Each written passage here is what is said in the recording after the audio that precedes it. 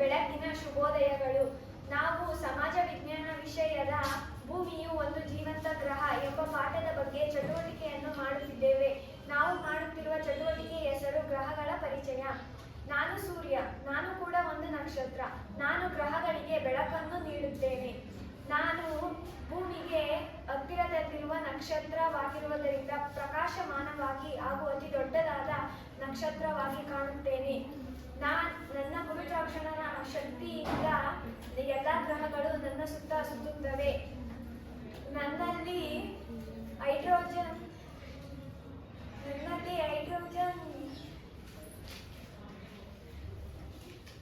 ಬೆಂಕಿಯ ಚೆಂಡು.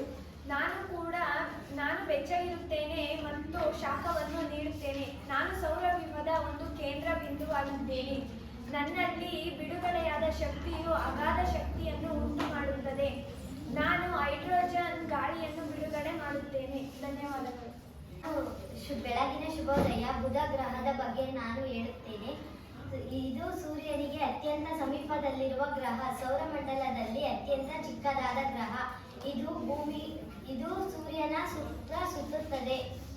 ಇದರ ಭ್ರಮಣ ಅವಧಿ 59 ದಿನಗಳು ಮತ್ತು ಕಕ್ಷಾ ಅವಧಿ 88 ದಿನಗಳು. ಸೌರಮಂಡಲದಲ್ಲಿ ಅತ್ಯಂತ ಚಿಕ್ಕದಾದ ಗ್ರಹ. ಬುಧ ಗ್ರಹಕ್ಕೆ ಯಾವುದೇ ನೈಸರ್ಗಿಕ ಉಪಗ್ರಹಗಳಿಲ್ಲ ಮತ್ತು ಸೌಹಾರ್ದಯುತ ಮಂಡಲವೂ ಇಲ್ಲ. ಇದು ಶೀಲ ಮೇಲ್ಮೈ ಕಂದಕಗಳನ್ನು ಹೊಂದಿದ್ದು ಮತ್ತು ಶುಷ್ಕ ಮತ್ತು ತುಂಬಿದ್ದು ಶುಷ್ಕ ವಾತಾವರಣವನ್ನು ಹೊಂದಿದೆ. ಇದರಲ್ಲಿ ನೀರು ಇಲ್ಲ ಮತ್ತು ಇದು ಬಹಳ ಬಿಸಿಯಾಗಿದ್ದು ಶುಷ್ಕ ವಾತಾವರಣವನ್ನು ಹೊಂದಿದೆ. ಸೌರಮಂಡಲದಲ್ಲಿ ಬೇರಾವುದೊಂದು ಗ್ರಹಕ್ಕಿಂತ ಬುಧ ಗ್ರಹ ಮೇಲೆ ಅತ್ಯಧಿಕ ಕಬ್ಬಿಣಾಂಶವು ಕಂಡುಬರುತ್ತದೆ. ಸೌರಮಂಡಲದಲ್ಲಿ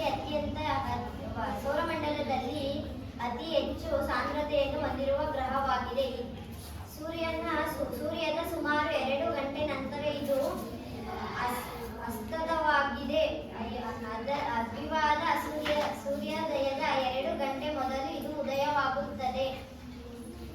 ಸೂರ್ಯನಿಗೆ ಅತ್ಯಂತ ಸಮೀಪದಲ್ಲಿರುವ ಗ್ರಹ. ಸೌರಮಂಡಲದಲ್ಲಿ ಅತಿ ಸಣ್ಣದಾದ ಗ್ರಹ.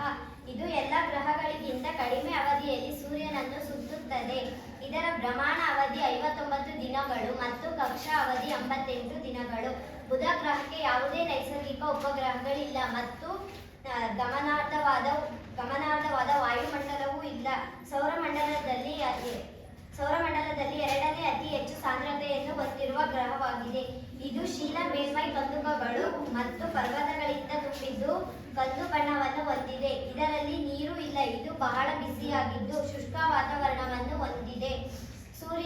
ಸೂರ್ಯದ ಸುಮಾರು 2 ಗಂಟೆ ನಂತರ ಇದು ಅಸ್ತವಾಗುತ್ತದೆ ಅಥವಾ ಸೂರ್ಯೋದಯದ 2 ಗಂಟೆ ಮೊದಲು ಇದು ಉದಯವಾಗುತ್ತದೆ. ಸೌರಮಂಡಲದಲ್ಲಿರುವ ಬೇರಾವುದೇ ದೊಡ್ಡ ಗ್ರಹಕ್ಕಿಂತ ಬುಧ ಗ್ರಹದ ಮೇಲೆ ಅತ್ಯಧಿಕ ಕಬ್ಬಿಣಾಂಶವು ಕಂಡುಬರುತ್ತದೆ. ನಾನು ಶುಕ್ರ, ಸೂರ್ಯನಿಂದ 2ನೇ ಗ್ರಹ ಮತ್ತು ಸೌರವ್ಯೂಹದಲ್ಲಿ ಅತ್ಯಂತ ಬಿಸಿಯಾದ ಗ್ರಹ. ಇದು ಭೂಮಿಗಿಂತ ಸ್ವಲ್ಪ ಚಿಕ್ಕದಾಗಿದೆ. ಶುಕ್ರ ಗ್ರಹವು ನೈಸರ್ಗಿಕ ಉಪಗ್ರಹಗಳನ್ನು ಹೊಂದಿಲ್ಲ. ಇದು ಸೌರವ್ಯೂಹದಲ್ಲಿ ಅತ್ಯಂತ ಪ್ರಕಾಶಮಾನವಾದ ಗ್ರಹ. ಇದನ್ನು ಬೆಳಗಿನ ಚುಕ್ಕಿ, ಬೆಳ್ಳಿ ಚುಕ್ಕಿ ಹಾಗೂ ಸಂಜೆಯ ಚುಕ್ಕಿ ಕರೆಯುತ್ತಾರೆ. ಇದು ತುಂಬಾ ನಿಧಾನವಾಗಿ ತಿರುಗುತ್ತದೆ. ಅದರ ದಿನವು ಅದರ ವರ್ಷಕ್ಕಿಂತ ದೀರ್ಘವಾಗಿರುತ್ತದೆ. ಅದರ ಭ್ರಮಣದ ಅವಧಿ 243 ದಿನಗಳಾಗಿದ್ದು ಸೂರ್ಯನನ್ನು ಒಂದು ಸುತ್ತು ಬರಲು 225 ದಿನಗಳನ್ನು ತೆಗೆದುಕೊಳ್ಳುತ್ತದೆ. ಶುಕ್ರವು ಇವಾಲ ಡೈಸ್ಟೆಯಿಂದ ತಂದಿದ್ದ ದಟ್ಟವಾದ ವಿಷಕಾರಿ ವಾತಾವರಣವನ್ನು ಹೊಂದಿದೆ. ಶುಕ್ರದ ಮೈಮೇಲೆ ಬಹಳಷ್ಟು ಭಾಗಗಳು ಜ್ವಾಲಾಮುಖಿಗಳ ಚಟುವಟಿಕೆಗಳಿಂದ ರೂಪುಗೊಂಡಿದೆ. ಶುಕ್ರ ಗ್ರಹವು ಭೂಮಿಯ ವಿರುದ್ಧ ದಿಕ್ಕಿನ ಸುತ್ತುತ್ತದೆ. ಸೌರವ್ಯೂಹದ ಇತರ ಗ್ರಹಗಳಿಗೆ ಹೋಲಿಸಿದರೆ ಶುಕ್ರ ಗ್ರಹವು ಅದರ ಅಕ್ಷದ ಹಿಂದೆ ತಿರುಗುತ್ತದೆ. ಇದರ ಅರ್ಥ ಶುಕ್ರ ಗ್ರಹದಲ್ಲಿ ಸೂರ್ಯನು ಪಶ್ಚಿಮದಲ್ಲಿ ಉದಯಿಸುತ್ತಾನೆ ಮತ್ತು ಪೂರ್ವದಲ್ಲಿ ಅಸ್ತಮಿಸುತ್ತಾನೆ. ಸೂರ್ಯೋದಯ ಮತ್ತು ಸೂರ್ಯಾಸ್ತಮನ ಅನುಕ್ರಮವಾಗಿ ಪಶ್ಚಿಮ ಮತ್ತು ಪೂರ್ವ ದಿಕ್ಕಿನಲ್ಲಿ ಆಗುತ್ತದೆ. ಶುಕ್ರವು ಬಾಹ್ಯಾಕಾಶ ನೌಕೆಯಿಂದ ಪರಿಶೋಧಿಸಿದ ಮೊದಲ ಗ್ರಹವಾಗಿದೆ. ಮತ್ತು ಬಾಹ್ಯಾಕಾಶ ಪರಿಶೋಧನೆಯ ಇತಿಹಾಸದ ಆರಂಭದಲ್ಲಿ ತೀವ್ರವಾಗಿ ಅಧ್ಯಯನ ಮಾಡಲಾಯಿತು. ಶುಕ್ರವು ಭೂಮಿಯಿಂದ ಬಾಹ್ಯಾಕಾಶ ನೌಕೆಯ ಮೂಲಕ ವಾಯುಮಂಡಲವನ್ನು ತಲುಪಿದ ಮೊದಲ ಗ್ರಹವಾಗಿದೆ. ನಾನು ಒಂದು ಗ್ರಹ. ಭೂಮಿಯು ಸೂರ್ಯನಿಂದ 3ನೇ ಗ್ರಹವಾಗಿದೆ. ಭೂಮಿಯು ಸೂರ್ಯನ ಪರಿವಾರಕ್ಕೆ 5ನೇ ಗ್ರಹವಾಗಿದೆ. ಭೂಮಿಯು ಚಂದ್ರನ ವ್ಯಾಸಕ್ಕಿಂತ 4 ಪಟ್ಟು ದೊಡ್ಡದಾಗಿದೆ. ಭೂಮಿಯನ್ನು ನೀಲಿ ಗ್ರಹ ಎಂದು ಕರೆಯುತ್ತಾರೆ. ಭೂಮಿಯು ಗೋಳಾಕಾರವನ್ನು ಹೊಂದಿದೆ. ವಿಜ್ಞಾನಗಳ ಪ್ರಕಾರ ಭೂಮಿಯು 4.5 ದಶಕೋಟಿಗಳ ಕಾಲದಷ್ಟು ಹಳೆಯದಾಗಿದ್ದು, ಭೂಮಿಯನ್ನು ಜೀವಿಸುವ ಗ್ರಹ ಎಂದು ಕರೆಯುತ್ತಾರೆ. ಭೂಮಿಯಲ್ಲಿ 21% ಆಮ್ಲಜನಕ ಅನಿಲಗಳನ್ನು ಹೊಂದಿದ್ದು, ಭೂಮಿಯಲ್ಲಿ ಜೀವಿಗಳು ಜೀವಿಸಲು ಮತ್ತು ಮಾನವರು ಜೀವಿಸಲು ಸಹಾಯವಾಗುತ್ತದೆ. ಭೂಮಿಯಲ್ಲಿ 70 ಮತ್ತು 78% ನೀರಿದ್ದು, 22-29% ಭೂಭಾಗವಿದೆ. ಆದ್ದರಿಂದ ಭೂಮಿಯನ್ನು ಜಲಾವೃತ ಗ್ರಹ ಎಂದು ಕರೆಯುತ್ತಾರೆ. ಭೂಮಿಯಲ್ಲಿ ಓಝೋನ್ ಪದರವಿದ್ದು, ಸೂರ್ಯನ ಕಿರಣಗಳು ಭೂಮಿಯ ಮೇಲೆ ನೇರವಾಗಿ ಬೀಳದಂತೆ ತಡೆಯುತ್ತದೆ.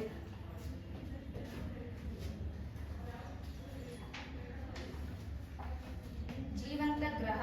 ಕಾರಣ ಜೀವಿಗಳಿರುವ ಏಕೈಕ ಗ್ರಹ.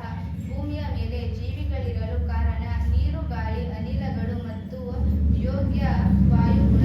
ಹೀಗೆ ಗ್ರಹ ಹೆಚ್ಚು ನೀರು ಹೊಂದಿರುವುದರಿಂದ ಚಂದ್ರ ಇದರ ಏಕೈಕ ಉಪಗ್ರಹ. ಗೋಳಾಕಾರ ಧ್ರುವಗಳಲ್ಲಿ ಚಪ್ಪಟೆ.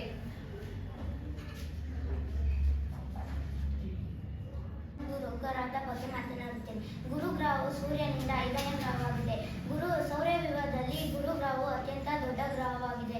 ಇದು ವಾಸ್ತವವಾಗಿ ಇತರೆ ಗ್ರಹಗಳಿಗಿಂತ 2 ಪಟ್ಟು ಹೆಚ್ಚು ದೊಡ್ಡದಾಗಿದೆ ಹಾಗೂ ಇದು ತುಂಬಾ ದಪ್ಪ ವಾತಾವರಣವನ್ನು ಹೊಂದಿದೆ. ಗುರು ಗ್ರಹವು ಒಂದು ದಿನ ಮಾತ್ರ, ಕೇವಲ 10 ಗಂಟೆಗಳು ಮಾತ್ರ. ಗುರು ಗ್ರಹವು 95 ಅಧಿಕೃತವಾಗಿ ಗುರುತಿಸಲ್ಪಟ್ಟ ಉಪಗ್ರಹಗಳನ್ನು ಹೊಂದಿದೆ. ಗುರು ಗ್ರಹವು ಅನಿಲ ದೈತ್ಯ ಗ್ರಹವೂ ಕೂಡ ಹಾಗೂ ಇದು ಹೆಚ್ಚಾಗಿ ಹೈಡ್ರೋಜನ್ ಮತ್ತು ಹೀಲಿಯಂನಿಂದ ಕೂಡಿದೆ. ಇಷ್ಟು ಮಾತನಾಡಲು ಅವಕಾಶ ಕೊಟ್ಟ ತಮಿಳುನಾಡು. ಸೂರ್ಯನಿಂದ 7ನೇ ಗ್ರಹ. ವ್ಯಾಸದಲ್ಲಿ ಇದು 3ನೇ ದೊಡ್ಡ ಗ್ರಹ ಹಾಗೂ ದ್ರವ್ಯರಾಶಿಯಲ್ಲಿ 4ನೇ ದೊಡ್ಡ ಗ್ರಹವಾಗಿದೆ.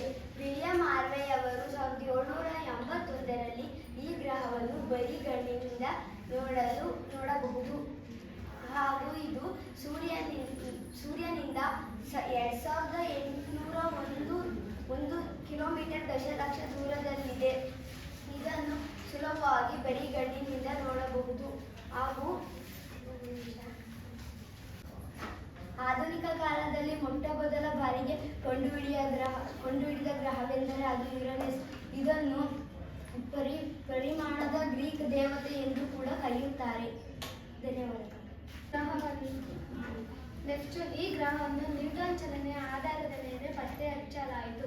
ಪತ್ತೆ ಹಚ್ಚಿದವನು ಜೋನ್ಸನ್ 1846ರಲ್ಲಿ. ನೆಪ್ಚೂನ್ ಗ್ರಹದ ಸಮುದ್ರದ ಆದಿದೇವತೆ ಎನ್ನುವರು. ಈ ಗ್ರಹ ಅತಿ ಹೆಚ್ಚು ವಾರ್ಷಿಕ ಚಲನೆಯನ್ನು ಹೊಂದಿದೆ. ಅವಧಿಯ ಚಲನೆ 236 ವರ್ಷಗಳು. ಇದು 16 ಉಪಗ್ರಹಗಳನ್ನು ಹೊಂದಿದೆ. ಉದಾಹರಣೆಗೆ ಟೈಟಾನ್ ಮತ್ತು ಧೂಮಕೇತುಗಳು. ಸೂರ್ಯನ ಸುತ್ತ ನಿರ್ದಿಷ್ಟ ಪಂಥವನ್ನು ಹೊಂದಿದೆ. ಸಂಯೋಜನೆ ಹಿಮಕಣಗಳು ಮತ್ತು ಧೂಳಿನ ಕಣಗಳು. ಕೋರ್ ಘನ ವಸ್ತುಗಳಿಂದ ಕೂಡಿದೆ. ಇದರ ಅಕ್ಷ ಭ್ರಮಣೆ 60 ದಿನಗಳು. ಸೂರ್ಯನಿಗೆ 8ನೇ ಸಮೀಪವಾದ ಗ್ರಹ. ಈ ಗ್ರಹ ಸೌರಮಂಡಲದಲ್ಲಿ ಅತಿ ಹೆಚ್ಚು. ಈ ಗ್ರಹ ಸೌರಮಂಡಲದಲ್ಲಿ ಅತ್ಯಂತ ತಂಪಾದ ಗ್ರಹ. ನೆಪ್ಚೂನ್ ಗ್ರಹವು ಸೌರಮಂಡಲದಲ್ಲಿ ಅತಿ ಹೆಚ್ಚು ಭ್ರಮಣ ಹೊಂದಿದ ಗ್ರಹವಾಗಿದೆ. 165 ವರ್ಷಗಳು. ಸೌರಮಂಡಲದಲ್ಲಿ ಸೂರ್ಯನಿಗೆ ಅತಿ ದೂರದಲ್ಲಿರುವ ಗ್ರಹ. ನೆಪ್ಚೂನ್ ಗ್ರಹ ಪ್ರಮುಖ ಉಪಗ್ರಹಗಳನ್ನು ಹೊಂದಿದೆ. ಉದಾಹರಣೆಗೆ ಟೈಟಾನ್, ನೈರೆಯ್ಡ್. ದೈನಂದಿನ ಚಲನೆ 13.7 ಗಂಟೆ. 80% ಜಲಜನಕ, 19% ಹೀಲಿಯಂನ್ನು ಹೊಂದಿದೆ. ಇದು 13 ಸ್ವಾಭಾವಿಕ ಉಪಗ್ರಹಗಳನ್ನು ಹೊಂದಿದೆ. ಮಿಥೇನ್ ಅನಿಲವು ನೀಲಿ ಬಣ್ಣಕ್ಕೆ ಕಾರಣವಾಗಿದೆ. ಧನ್ಯವಾದಗಳು. ನಾವು ಈಗ ಭೂಮಿಯ ಗಾತ್ರ, ಭೂಭಾಗ ಮತ್ತು ಜಲರಾಶಿಗಳ ಹಂಚಿಕೆ ಬಗ್ಗೆ ತಿಳಿದುಕೊಳ್ಳೋಣ. ಭೂಮಿಯು ಸೂರ್ಯನ ಪರಿವಾರದಿಂದ 5ನೇ ದೊಡ್ಡ ಗ್ರಹವಾಗಿದೆ. ಭೂಮಿಯ ವ್ಯಾಸವು ಚಂದ್ರನ ವ್ಯಾಸಕ್ಕಿಂತ 4 ಪಟ್ಟು ದೊಡ್ಡದಾಗಿದ್ದು, ಸೂರ್ಯನಿಗಿಂತ 107 ಪಟ್ಟು ಚಿಕ್ಕದಾಗಿದೆ. ಭೂಮಿಯ ಒಟ್ಟು ಕ್ಷೇತ್ರ 510 ದಶಲಕ್ಷ ಚದರ ಮೀಟರ್ಗಳಾಗಿದ್ದು, ಅದರಲ್ಲಿ 361 ದಶಲಕ್ಷ ಚದರ ಮೀಟರ್ಗಳಷ್ಟು 70 ಮತ್ತು 78 ಭಾಗವು ನೀರಿನಿಂದ ತುಂಬಿದೆ. ಉಳಿದ 149 ದಶಲಕ್ಷ ಚದರ ಮೀಟರ್ಗಳಷ್ಟು 22 ಮತ್ತು 29 ಭೂಭಾಗದಿಂದ ಕೂಡಿದೆ. ಭೂಮಿಯಲ್ಲಿ ಜಲಭಾಗ ಮತ್ತು ಭೂಭಾಗವು ಅಸಮಾನತೆಯಿಂದ ಕೂಡಿದೆ. ಭೂಭಾಗ ಮತ್ತು ಜಲರಾಶಿಗಳ ಕ್ಷೇತ್ರ 1:2.43 ಅನುಪಾತವನ್ನು ಹೊಂದಿದೆ. ಭೂಮಿಯ ಆಕಾರವನ್ನು ಭೂಮಿಯ ಗಾತ್ರ ಮತ್ತು ಭೂಭಾಗ ಜಲರಾಶಿಗಳ ಹಂಚಿಕೆ. ಭೂಮಿಯು ಸೂರ್ಯನ ಪರಿವಾರದಿಂದ 5ನೇ ದೊಡ್ಡ ಗ್ರಹವಾಗಿದೆ. ಭೂಮಿಯ ವ್ಯಾಸವು ಚಂದ್ರನ ವ್ಯಾಸಕ್ಕಿಂತ 4 ಪಟ್ಟು ದೊಡ್ಡದಾಗಿದ್ದು, ಸೂರ್ಯನಿಗಿಂತ 107 ಪಟ್ಟು ಚಿಕ್ಕದಾಗಿದೆ. ಭೂಮಿಯ ಒಟ್ಟು ಕ್ಷೇತ್ರ 510 ದಶಲಕ್ಷ ಚದರ ಮೀಟರ್ಗಳಷ್ಟಿದ್ದು, ಅದರಲ್ಲಿ 361 ದಶಲಕ್ಷ ಚದರ ಮೀಟರ್ಗಳಷ್ಟು ಭೂಮಿ 70 ಮತ್ತು 78 ಭೂಭಾಗವಿದೆ. ಈಗ 149 ದಶಲಕ್ಷ ಚದರ ಮೀಟರ್ಗಳಲ್ಲಿ 22 ಮತ್ತು 29 ಭೂಭಾಗವಿದೆ. ಆದರೆ ಭೂಮಿಯಲ್ಲಿ ಭೂಭಾಗ ಮತ್ತು ಜಲಭಾಗವು ಅಸಮಾನತೆಯಿಂದ ಕೂಡಿದೆ. ಭೂಭಾಗ ಮತ್ತು ಜಲಭಾಗ 1:2.43 ಅನುಪಾತವನ್ನು ಹೊಂದಿದೆ. ಭೂಮಿಯ ಆಕಾರವನ್ನು ಗೋಳಾಕಾರ ಅಥವಾ ಜಿಯೋಟರ್ ಎಂದು ಕರೆಯುತ್ತಾರೆ, ಏಕೆಂದರೆ ಭೂಮಿಯು ದ್ರವಿಗಳ ಬಳಿ ಸ್ವಲ್ಪ ಚಪ್ಪಟೆಯಾಗಿದ್ದು, ಸಮಭಾಜಕದ ವೃತ್ತದ ಬಳಿ ಉದ್ದದಂತಿದೆ. ಭೂಮಿಯು ಸಮಭಾಜಕದ ವೃತ್ತದ ವ್ಯಾಸವು 12,756 ಕಿಲೋಮೀಟರ್ಗಳಷ್ಟಿದ್ದು, ಧ್ರುವೀಯ ವ್ಯಾಸವು 12,714 ಮೀಟರ್ಗಳಷ್ಟಿದೆ. ಹಾಗೆ ಸಮಭಾಜಕದ ವೃತ್ತದ ಸುತ್ತಳತೆಯು 40,076 ಕಿಲೋಮೀಟರ್ಗಳಷ್ಟಿದ್ದು,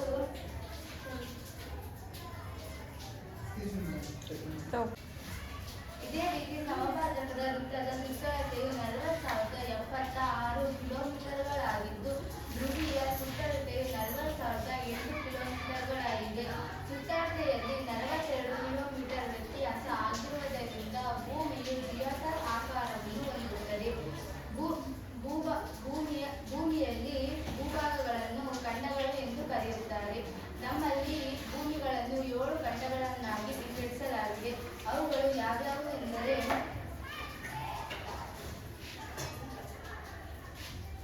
ಏಷ್ಯಾ ಖಂಡ, ಯುರೋಪ್, ಆಫ್ರಿಕಾ, ಉತ್ತರ ಅಮೆರಿಕ, ದಕ್ಷಿಣ ಅಮೆರಿಕ, ಆಸ್ಟ್ರೇಲಿಯಾ, ಇಲ್ಲಿ ಕೆಳಗಡೆ ಅಂಟಾರ್ಟಿಕಾ ಬರುತ್ತೆ.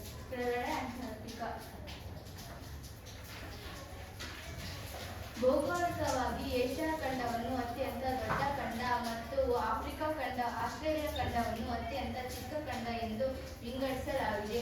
ಭೂಮಿಯ ಮೇಲಿನ ವಿಸ್ತಾರವಾದ ಜಲರಾಶಿಗಳನ್ನು ಸಾಗರಗಳೆಂದು ಕರೆಯುತ್ತಾರೆ. ಅವುಗಳು 4 ಭಾಗಗಳನ್ನಾಗಿ ವಿಂಗಡಿಸಲಾಗಿದೆ. ಅವುಗಳೆಂದರೆ ಆಫ್ರಿಕಾ ಖಂಡ, ಅಂಟಾರ್ಟಿಕಾ ಸಾಗರ, ಹಿಂದೂ ಮಹಾಸಾಗರ, ಅಟ್ಲಾಂಟಿಕ್ ಸಾಗರ. ಪೆಸಿಫಿಕ್ ಸಾಗರವು ಅತ್ಯಂತ ಹೆಚ್ಚು ಆಳವನ್ನು ಹೊಂದಿದ್ದು, ಸಾಗರದಲ್ಲಿ ಅತ್ಯಂತ ದೊಡ್ಡ ಸಾಗರವಾಗಿದೆ. ಅಟ್ಲಾಂಟಿಕ್ ಸಾಗರವು ಅತ್ಯಂತ ಚಿಕ್ಕ ಸಾಗರವಾಗಿದೆ. ಭೂಮಿ ಮತ್ತು ಜಲರಾಶಿಗಳ ಉತ್ತರ ಗೋಳಾರ್ಧ ಮತ್ತು ದಕ್ಷಿಣ ಗೋಳಾರ್ಧ. ಉತ್ತರ ಗೋಳಾರ್ಧದಲ್ಲಿ ಶೇಕಡ 60% ಭೂಭಾಗವಿದ್ದು, ಶೇಕಡ 40% ಜಲ ಜಲ ಜಲ ಜಲರಾಶಿಗಳಿವೆ.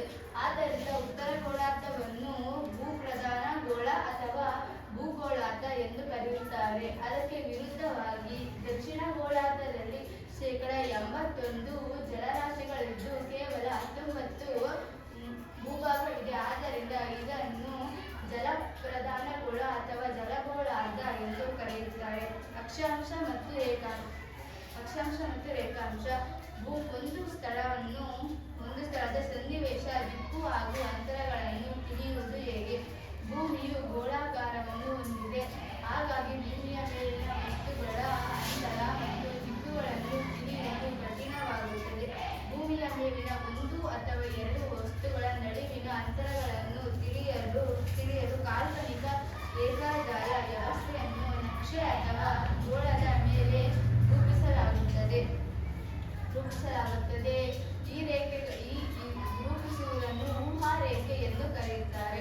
ಈ ಊಹಾರೇಖೆಯು ಪಶ್ಚಿಮದಿಂದ ಪೂರ್ವಕ್ಕೆ ಮತ್ತು ಉತ್ತರದಿಂದ ದಕ್ಷಿಣಕ್ಕೆ ಗುರುತಿಸಲಾಗುತ್ತದೆ. ಇವುಗಳನ್ನು ಅಕ್ಷಾಂಶ ಮತ್ತು ರೇಖಾಂಶ ಎಂದು ಕರೆಯುತ್ತಾರೆ. ಇವುಗಳು ಭೌಗೋಳಿಕವಾಗಿ ನಿರ್ದಿಷ್ಟಾಂಕಗಳು ಅಥವಾ ಭೌಗೋಳಿಕ ಜಾಲ ವ್ಯವಸ್ಥೆ ಎಂದು ಕರೆಯುತ್ತಾರೆ. ಎಲ್ಲರಿಗೂ ಶುಭೋದಯ. ನಾನು ಅಕ್ಷಾಂಶ ಮತ್ತು ರೇಖಾಂಶದ ಬಗ್ಗೆ ಹೇಳುತ್ತೇನೆ. ಮೊದಲನೆಯದಾಗಿ ಅಕ್ಷಾಂಶದ ಬಗ್ಗೆ ಹೇಳುತ್ತೇನೆ.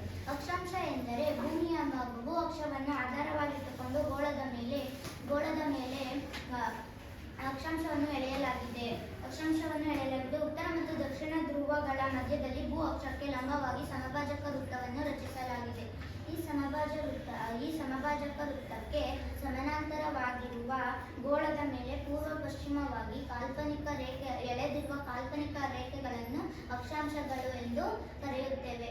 ಈಗ ನಾವು ಅಕ್ಷಾಂಶ ಎಂದರೇನು ಅಂತ ತಿಳ್ಕೊಂಡ್ವಿ. ಈಗ ಅದರಲ್ಲಿ ಉತ್ತರ ಗೋಳಾರ್ಧದಲ್ಲಿ ಎಷ್ಟಿದೆ, ಪಶ್ಚಿಮ ಗೋಳಾರ್ಧದಲ್ಲಿ ಎಷ್ಟಿದೆ ಅನ್ನೋದನ್ನ ನಾವು ತಿಳ್ಕೊಳ್ಳೋಣ. ಈ ಸಮಭಾಜಕ ವೃತ್ತವು 0 ಡಿಗ್ರಿ. ಈ ಸಮಭಾಜಕ ವೃತ್ತವು 0 ಡಿಗ್ರಿ ಮಹಾವೃತ್ತವಾಗಿದ್ದು ಅಲ್ಲಿಂದ ಉತ್ತರ ಹಾಗೂ ದಕ್ಷಿಣಕ್ಕಿರುವ ಅಕ್ಷಾಂಶಿಕ ವರ್ತುಲಗಳು ಚಿಕ್ಕದಾಗುತ್ತವೆ. ಅಂದರೆ 90 ಡಿಗ್ರಿ ಉತ್ತರ, 90 ಡಿಗ್ರಿ ದಕ್ಷಿಣ ಅಕ್ಷಾಂಶಗಳು ಬಿಂದುಗಳಾಗಿವೆ. ಸಮಭಾಜಕ ವೃತ್ತದಿಂದ ಉತ್ತರ ಗೋಳಾರ್ಧದಲ್ಲಿ 90 ಡಿಗ್ರಿ, ದಕ್ಷಿಣ ಗೋಳಾರ್ಧದಲ್ಲಿ 90 ಡಿಗ್ರಿ ಅಕ್ಷಾಂಶಗಳನ್ನು ರಚಿಸಲಾಗಿದೆ. ಗೋಳದ ಮೇಲೆ ಸಮಭಾಜಕ ವೃತ್ತವನ್ನು ಒಳಗೊಂಡಂತೆ ಒಟ್ಟು 181 ಅಕ್ಷಾಂಶಗಳಿವೆ. ಒಂದು ಅಕ್ಷಾಂಶದಿಂದ ಮತ್ತೊಂದು ಅಕ್ಷಾಂಶಕ್ಕೆ ಇರುವ ಭೂಮಿಯ ಮೇಲಿನ ಅಂತರ 110.4 ಕಿಲೋಮೀಟರ್ಗಳಾಗುತ್ತದೆ.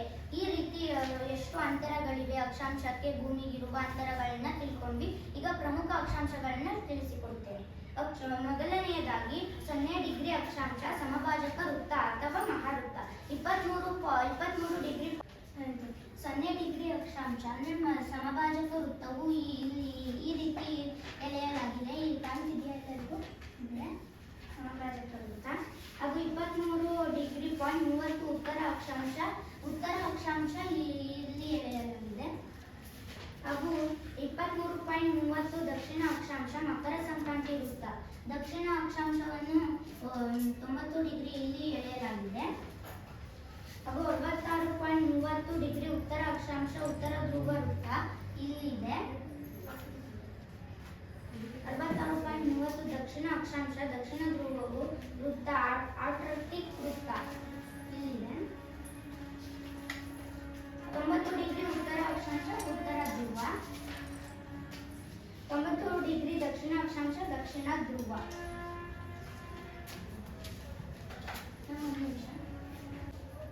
ಇದು ಸಮಭಾಜಕ ವೃತ್ತ, ಇದು ಕರ್ಕಟಕ ಸಂಕ್ರಾಂತಿ ವೃತ್ತ,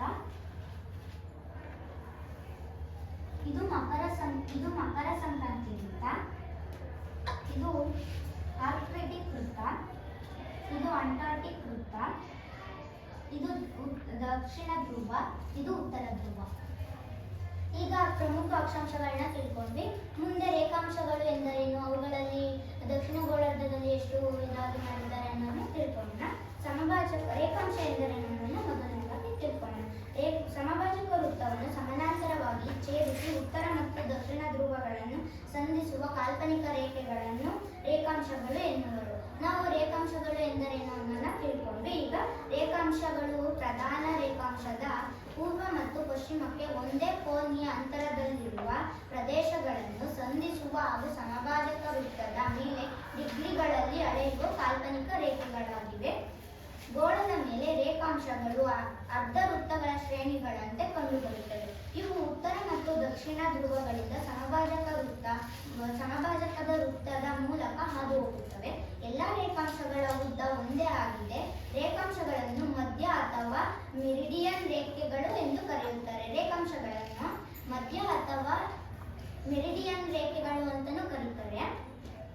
ಮೆರಿ ಅಂದರೆ ಮಧ್ಯ, ಡಿಯನ್ ಅಂದರೆ ದಿನ, ಏಕೆಂದರೆ ಒಂದು ರೇಖಾಂಶ ಉದ್ದಕ್ಕೂ ಎಲ್ಲ ಸ್ಥಳಗಳಲ್ಲೂ ಒಂದೇ ಸಮಯದಲ್ಲಿ ಮಧ್ಯಾಹ್ನವಾಗುತ್ತದೆ. ಉತ್ತರ ಗೋಳಾರ್ಧದೊಳಗೆ ಸಮೀಪಿಸುತ್ತಿದ್ದಂತೆ ಕೆಲವು ಪ್ರದೇಶಗಳಲ್ಲಿ ಚಳಿಗಾಲ, ಬೇಸಿಗೆಗಾಲ ಕಾಲಗಳಲ್ಲಿ ಬದಲಾವಣೆ ಹೊಂದುತ್ತವೆ.